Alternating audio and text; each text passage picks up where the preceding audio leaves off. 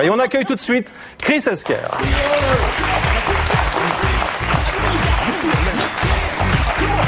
Alors, Chris qui a fait une très belle apparition d'ailleurs dans le clip des Enfoirés à l'instant. C'est le bilan de la semaine, Chris? Oui, alors la semaine dernière, j'ai mis le feu au plateau avec ma chanson. Cette semaine, on va reprendre un rythme plus paisible. Le petit bilan. Alors je commence avec votre courrier. Vous me demandez quels sont les anagrammes de Doménac. Alors moi j'avais trouvé Médanoc, mais après vérification ça veut rien dire. En fait il n'y a que des anagrammes partiels comme chômé, médoc, macho et damné. Puisqu'on parle de Nicolas, vous avez remarqué qu'il possède 2 stylos-billes dans sa collection personnelle de stylos. Eh bien cette semaine je vous propose une mise aux enchères du bouchon d'une de ces 2 pièces. Il fait partie d'un stylo qui a écrit quelques-unes des plus belles pages de la chronique politique à la française. Nicolas l'a longuement manipulé et mordillé dans des cadres très prestigieux comme le Sénat ou le Panthéon.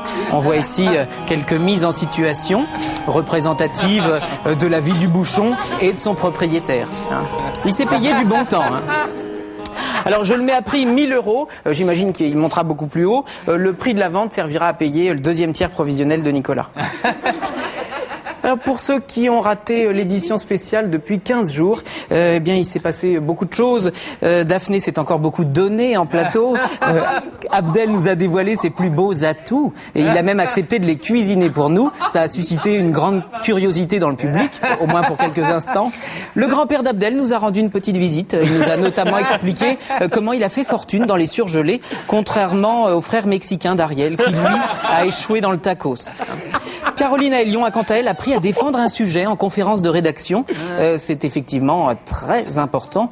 Et enfin, au moment du JT, on a regardé Émilie Bess avec des lunettes 3D et on a découvert une autre dimension de l'information. Sujet annexe, vous vous êtes inquiété pour la santé d'Ariel Wiesman.